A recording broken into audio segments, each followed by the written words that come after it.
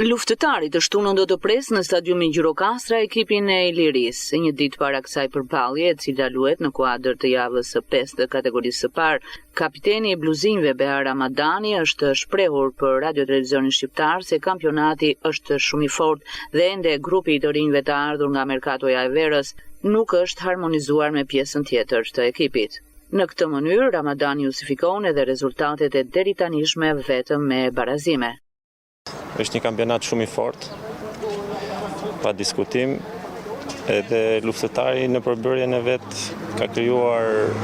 një ekip me djemë të ri, sepse është ekip që gjithmonë është dhënë mundësia talenteve të reja që duan të tregojnë veten dhe të vazhdojnë një karrierë të suksesshme. Është ndërtuar një ekip me djemë të rinj, me lojtarë që duan të ecin, me lojtarë që kanë cilësi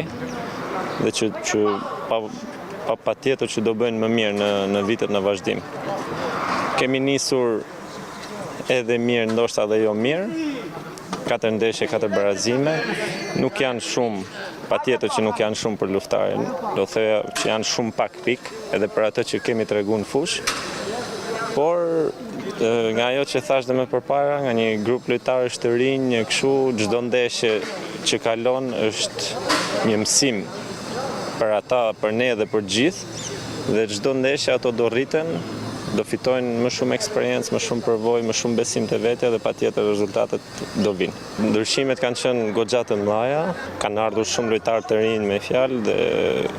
kur ka ndryshime të mëdha, patjetër që edhe koha është më e madhe që ato të kuptojnë filozofinë e ekipit, të njohin ekipin, kategorinë, qytetin. Besoj se deri një farë pike ato kanë filluar të futen në shinat e ekipit. Nesër bluzinjt do të hyjnë në fushën e blertë me synimin e një tripikshi, i cili do të çonte jo vetëm moralin e skuadrës, por do të entuziazmonte edhe sportdarësit gjirokastrit. Ndeshja rradhës është në shtëpi, ka ardhur momenti besoj që të kënaqim